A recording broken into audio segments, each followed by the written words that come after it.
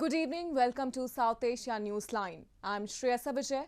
Here are the top stories we are tracking for you on Wednesday, the 7th of October. At least 3 terrorists neutralised in encounter in India's Jammu and Kashmir. Afghan people must come first in peace process, says President Ghani. And curfew imposed in parts of Sri Lanka after COVID-19 cluster detected. And now for all the details. Terrorism continues to be the main challenge in Jammu and Kashmir, where terrorist groups have time and again tried to change the status quo of the territory. In the latest, at least 3 terrorists were killed in a night-long encounter between terrorists and security forces in Shopian district in India's Jammu and Kashmir on Wednesday. Security forces killed 3 terrorists in India's northern Shopian district of Jammu and Kashmir territory during an overnight encounter, police said on Wednesday. Based on specific inputs, a search operation was launched by security forces in Sugan Zainapora area of Shopian district, but militants fired upon the forces, to which they retaliated and the firefight began. Combing operations were underway till the last reports came in. Terrorism continues to be the main challenge in Jammu and Kashmir, where terrorist groups have time and again tried to change the status quo of the territory.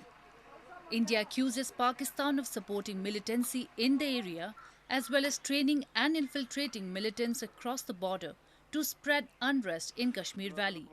Pakistan has always denied the allegations.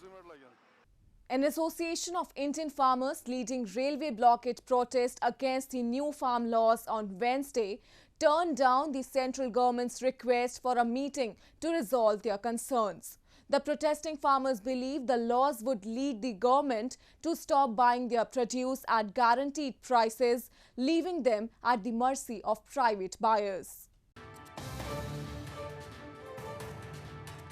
The Kisan Mazdoor Sangharsh Committee, an association of Indian farmers, on Wednesday turned down the central government's request for a meeting on October 8 to resolve their concerns regarding the recently enacted farm laws.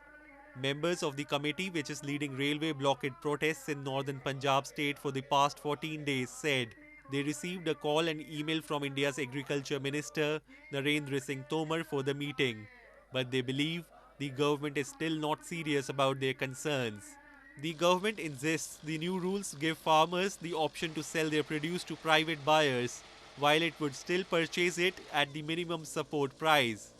But such assurances have failed to mollify millions of farmers who believe they will be left at the mercy of big corporations. Ordinance जितने हैं बिल्कुल 100% किसान के जो उल्ट हैं, किसान के लिए मौत के वारंट हैं। इससे हमारी मंडी भी चले जाएगी, हमारी खरीद भी बंद हो जाएगी, किसान ज़मीनों से अपनी जो खेतों से बाहर हो जाएंगे। जो बड़े बड़े कारपोरेट घराने अडानी हैं, अबानी हैं, उसका देश के बाजार और मंडी पे कब्जा हो जाएगा। Meanwhile, India's opposition Congress party leader Rahul Gandhi on Wednesday drove a tractor in Punjab's Patiala city during a rally to show his support to the farmers. Prime Minister Modi's government has defended the farm laws as reforms to help rid India's vast agriculture sector of antiquated laws and allow farmers to sell to institutional buyers and big retailers such as Walmart. India's Health Ministry on Wednesday informed the number of recovered COVID-19 cases in the country has exceeded the active cases tally by more than 4.8 million. This comes at a time when COVID-19 cases tally has crossed the 6.7 million mark in the country. The number of recovered people from COVID-19 in India has exceeded those with active infection by more than 4.8 million across the country, informed the Health Ministry's statement on Wednesday. Recovery rate in India has surpassed 85% at the time when the country's COVID-19 cases tally has crossed the 6.7 million mark, with at least 104,555 deaths. Meanwhile, as the fight between health workers and the deadly virus continues around the world, frontline warriors, including doctors and nurses of Hindu Rao Hospital in Indian capital New Delhi, have been protesting against delay in salaries. The doctors said they have been working without salaries for around 4 months now and want immediate action in this regard. हमारी salary हमें 4 महीनों से नहीं मिली है। अब भी ये लोग कह रहे हैं कि 2 महीने और लग जाएंगे यहाँ पे, जबकि अपने ही एडमिनिस्ट्रेशन ब्लॉक में ये लोग रेनोवेशन भी करवा रहे हैं, लेकिन हमारे लिए इनके पास पैसे नहीं हैं। In India's West Bengal also, where annual Durga Puja festival brings in business for idol makers, this year they are facing hardships as no major celebrations are being done in the state as well as other parts of the country. The festival of Durga Puja celebrates the victory of Hindu goddess Durga over the demon king Mahishasur. During the 10-day celebration, the goddess is worshipped in her 9 different forms, and then her idols are carried in huge processions to water bodies where they are immersed. Amid the outbreak of COVID-19, large gatherings, processions are banned this year. In news from Pakistan, temperatures have risen on the political landscape in Pakistan since the opposition launched the Pakistan Democratic Movement last month. A Pakistani court has formally charged former President Asif Ali Zardari in 2 corruption cases, and there is a case of sedition against 3-time former Prime Minister Nawaz Sharif and 40 others. Pakistan government has registered a sedition case against former Prime Minister Nawaz Sharif, his daughter Maryam Nawaz and 44 others, including Pakistan-administered Kashmir Premier Raja Farooq Haider. Separately, a court in Islamabad charged former President Asif Ali Zardari in 2 corruption charges. The cases against these high-profile names come as Zardari's PPP, Pakistan's People's Party, and Sharif's PMLN, Pakistan Muslim League Nawaz Party, prepare for a large anti-government rally targeting Prime Minister Imran Khan. Sharif's PMLN is a leading member of the Pakistan Democratic Movement or PDM. PMLN and 8 other opposition parties came together to accuse the military of meddling in politics and of rigging elections in 2018 that brought Khan to power. Khan's Pakistan Tehreek-e-Insaf party has denied role in registration of the FIR. The sedition case against Sharif, filed by a private citizen in Lahore, is based on speeches made by him and his allies in which they attacked the country's powerful military for alleged political interference. Sharif is currently in London for medical treatment, although government officials have stated that they will ensure a court trial against the accused. Moving on, Afghan President Ashraf Ghani on Tuesday said the Afghan people must come first in peace negotiations, while reiterating the need for a nationwide ceasefire to move the process forward. He made the remarks as the teams of Afghan government and the Taliban have so far failed to agree on procedural rules before starting direct talks.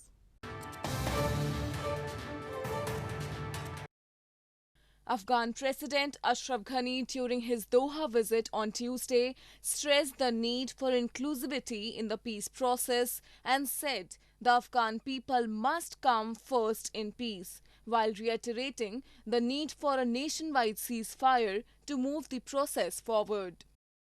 Speaking at a think tank event, President Ghani recalled the 2018 Eid ceasefire between Afghan forces and Taliban, which he said was a sign that Afghans can agree on peace.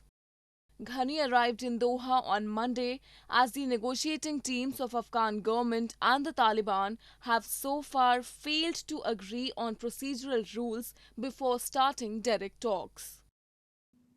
Peace in Afghanistan cannot be the peace of one group. Peace in Afghanistan cannot be the peace of factions. Peace must be the peace of the people. Meanwhile, Abdullah, the chairman of the High Council for National Reconciliation, arrived in India on Tuesday afternoon for a 5-day visit to meet top Indian leadership, including Prime Minister Narendra Modi. Abdullah's visit is part of an outreach to key countries in the region for support for the intra-Afghan negotiations in Doha.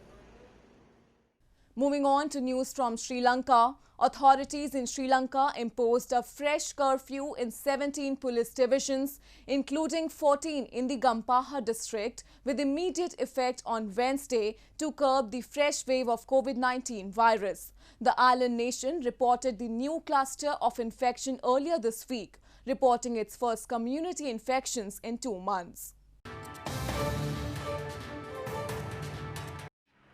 Sri Lankan authorities on Wednesday imposed curfew with immediate effect in 17 police divisions, including 14 in the Gampaha district, where a new cluster of the infection was reported earlier this week. This comes as all public gatherings in the island nation have been banned across the country. Health authorities said early Wednesday that the outbreak centered at a garment factory in Gampaha has risen to 830 confirmed cases, while more than 1,000 people have been asked to quarantine at their homes. The Health Ministry ordered a halt to gatherings such as exhibitions, parties, conferences, indoor or outdoor events, carnivals, musical shows and processions. The Lankan government had already imposed a curfew in 2 towns in the suburbs of capital Colombo, where many of the patients live, closed schools and restricted public transports. The cluster emerged on Monday, a day after Sri Lanka reported its first community infection in 2 months. The country has reported over 4,000 cases during the pandemic, with at least 13 deaths. Lifelike panoramic scenes from a village with huts, a bridge and even a waterfall have been recreated on a block of wood fashioned into a glass-top table by a sculptor in northeastern India. The sculptor has spent about $2,300 to create the art piece.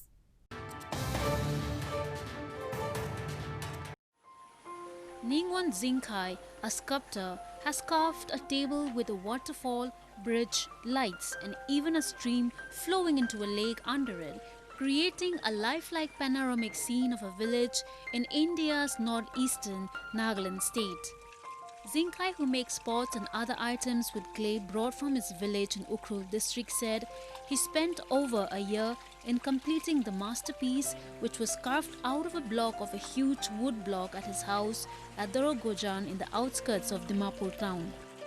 He said he spent nearly $2,320 to create the art piece.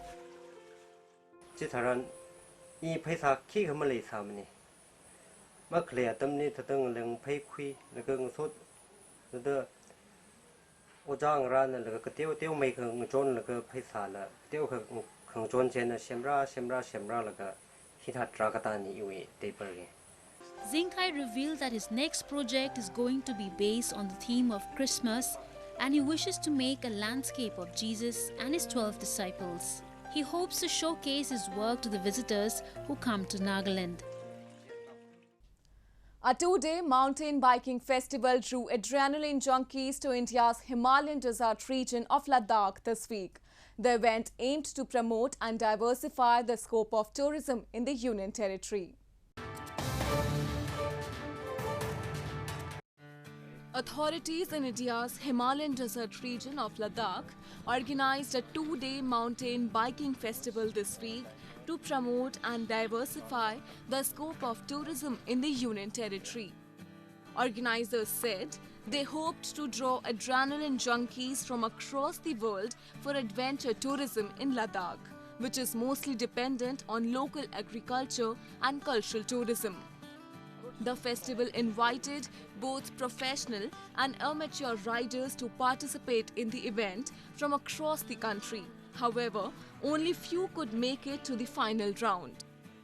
Well, basically this is for a promotional, for mountain biking promotional in tourism sense. So this is to diversify the tourism industry in Ladakh, and mountain biking fits perfectly. Ladakh is one of the highest inhabited places in the world above sea level. It is also strategically important from the perspective of India's defense line, especially since tensions with China aggravated in the region earlier this year. Well, that's all we have for you from South Asia this evening. Now, viewers can watch the show on southasianewsline.com. You can also visit us on facebook.com/SAsiaNewsline and follow us on Twitter @SAsiaNewsline. That's all in tonight's edition. We'll see you same time tomorrow. Good night.